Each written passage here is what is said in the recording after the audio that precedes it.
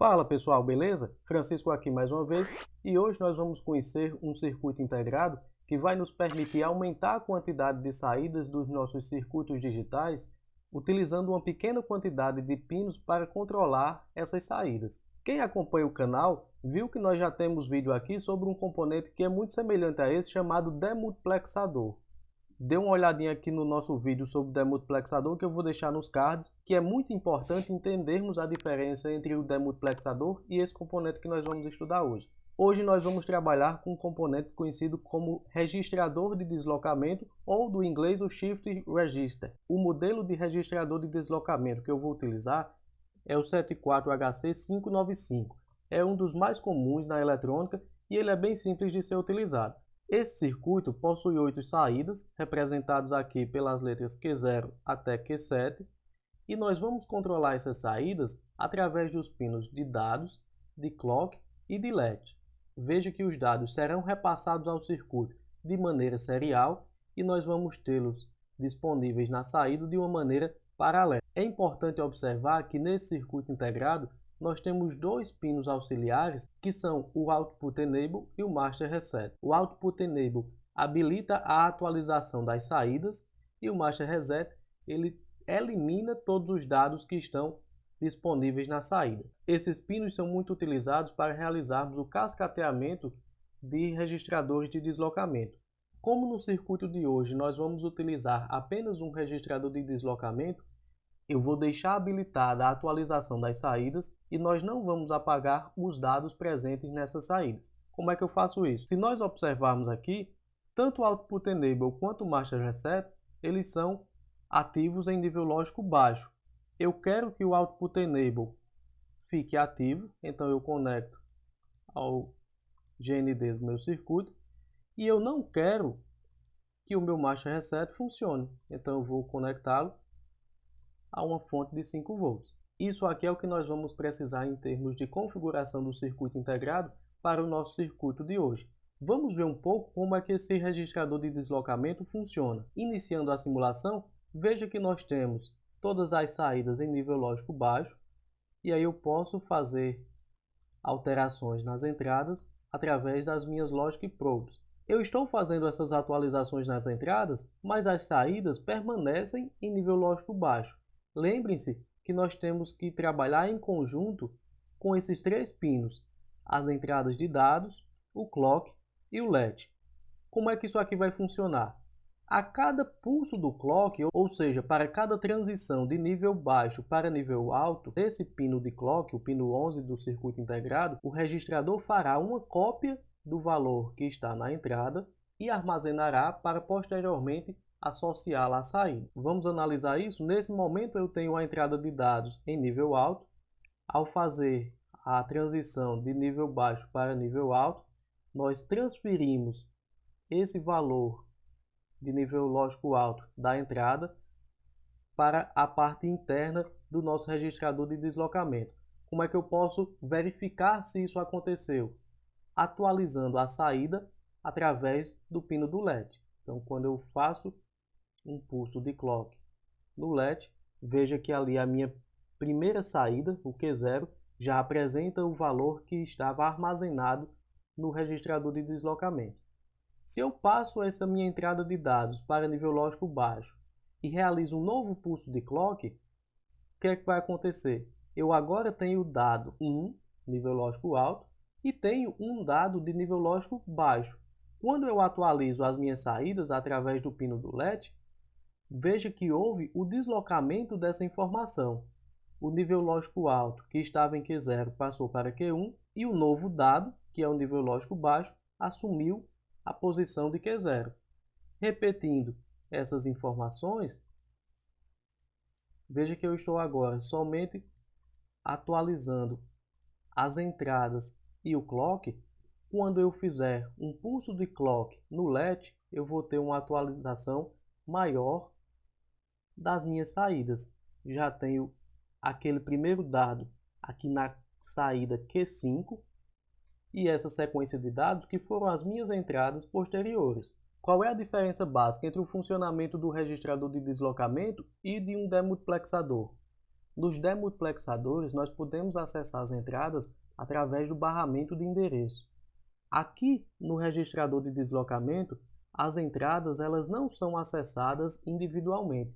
Elas são atualizadas na sequência, no caso aqui do 74HC595, na sequência das 8 saídas que esse circuito ele dispõe. Outra diferença marcante é que nos demultiplexadores, cada saída estará ativa somente em um pequeno intervalo de tempo que corresponde ao período de atualização do barramento de endereço.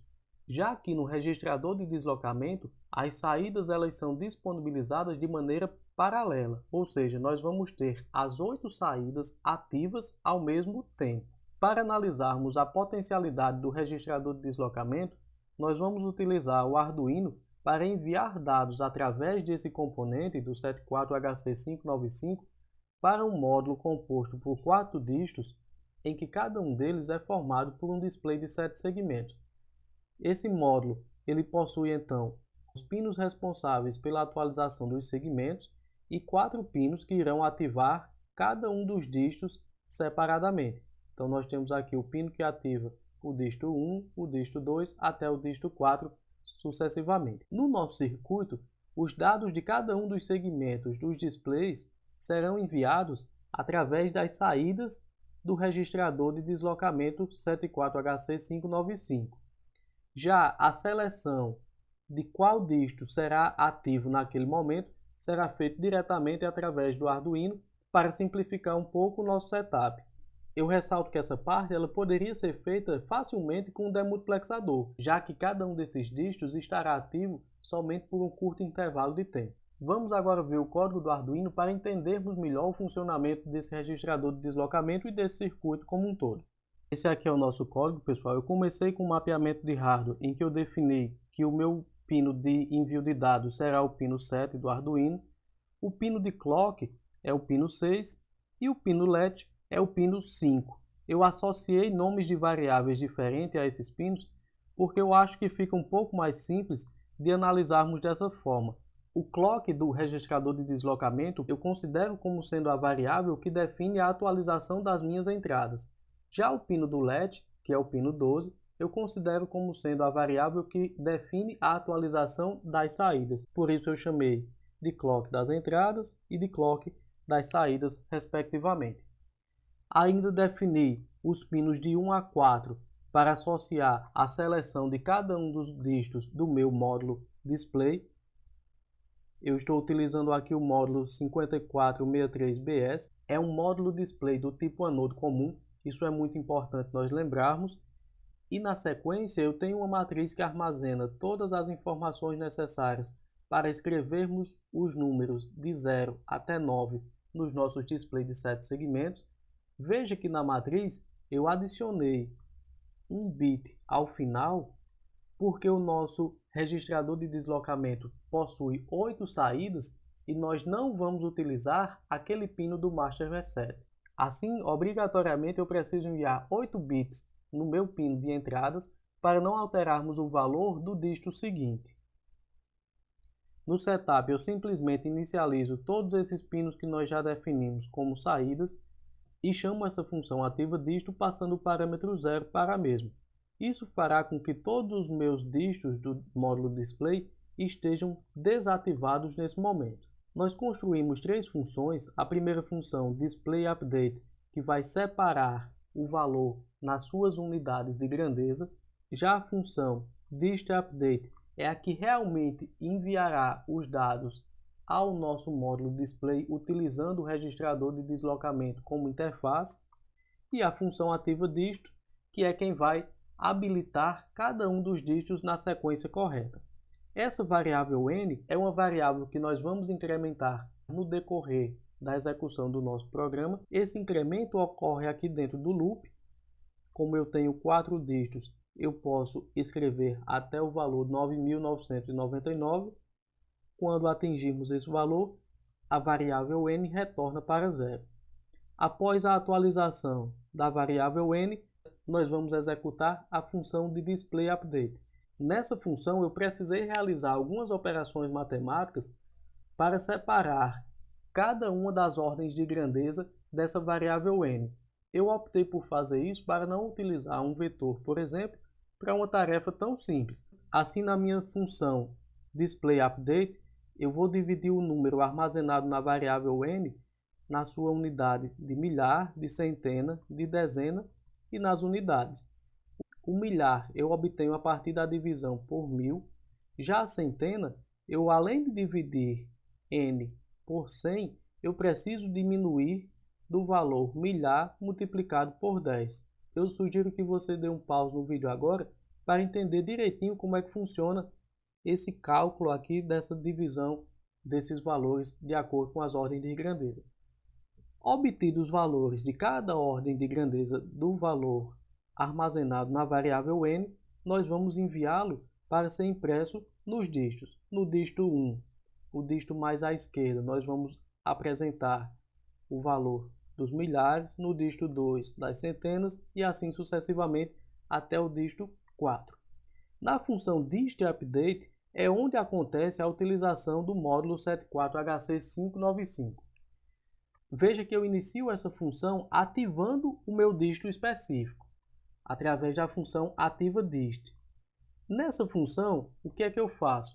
Eu inicio tornando todos os dígitos desabilitados e aí através do switch case eu vou habilitar somente aquele pino do dígito que eu quero usar. Então, voltando para a função de displayUpdate, nós vamos inicializar da seguinte forma. Após ativar o dígito que receberá aquelas informações, nós vamos mandar nível lógico baixo para o pino delete e vamos inicializar um laço de repetição que vai enviar os dados através do meu pino data. Veja que esse laço ele é um laço decrescente. Por que eu preciso de um laço decrescente? Porque o registrador 74HC595 ele tem aquela estrutura semelhante a uma pilha. Então, como lá na minha matriz que armazena os dados dos 7 segmentos, eu inicio a construção do segmento A até o segmento G, eu preciso passar esses dados na ordem inversa para o meu registrador de deslocamento. Eu fiz isso simplesmente utilizando um laço decrescente aqui de 7 até 0 para varrer todas as 8 posições da minha matriz. Antes de enviar os dados, o que é que nós fazemos? Mandamos nível lógico baixo para o pino de clock e em seguida enviamos o dado invertido em relação ao que está armazenado lá na nossa matriz de mapeamento. Por que é que eu preciso enviar esses dados invertidos? Preciso enviar esses dados invertidos porque o módulo que eu estou utilizando ele é um módulo do tipo anodo comum. Então eu vou ativar cada um dos segmentos através do nível lógico baixo. Retornando lá para a nossa função, após o envio dos dados, nós vamos fazer aquela transição de nível lógico baixo para nível lógico alto, que vai atualizar a entrada de dados do meu registrador de deslocamento. Então eu crio um pulso de clock aqui na minha entrada in clock. Finalizado esse laço, eu vou fazer, através de um único pulso de clock, a atualização de todas as saídas. Veja que através desse laço eu vou ter um conjunto de 8 dados fornecidos ao registrador de deslocamento e armazenado internamente nesse circuito integrado. E quando ocorre essa transição de nível lógico baixo, que nós fizemos na linha 118, para nível lógico alto, que ocorre aqui na linha 127, esses dados eles são transmitidos para as nossas saídas. E aí nós vamos ter um funcionamento conforme nós vamos ver aqui no Proteus. Inicializando aqui a simulação, veja que é isso que nós vamos ter aí no nosso circuito prático. Nós temos uma atualização lenta dos valores mostrados aí no display devido ao baixo poder de processamento da minha máquina. Mas lá na prática nós vamos ver essa atualização de uma forma mais rápida. Lembrando que tanto o código do Arduino quanto esse diagrama esquemático, eles estão disponíveis aí para vocês baixarem. É só clicar em mostrar mais e realizar o download desse material. Vamos lá para a bancada ver esse circuito funcionando na prática. Tá aqui, pessoal, o nosso circuito contando de 0 até 9.999. Eu tenho o Arduino, que eu já carreguei aquele código que mostrei a vocês agora há pouco. E aqui no canto esquerdo, nós temos o registrador de deslocamento, o 74HC595. e o nosso módulo display. Veja que a atualização é muito rápida, nós conseguimos identificar tranquilamente os valores apresentados aí pelo nosso display, e veja que se eu diminuir ou chegar a desligar a minha iluminação, nós vamos ter um resultado ainda melhor. Vou desligar a iluminação agora e você vai ver que os dígitos ficam muito mais nítidos do que nós tínhamos anteriormente.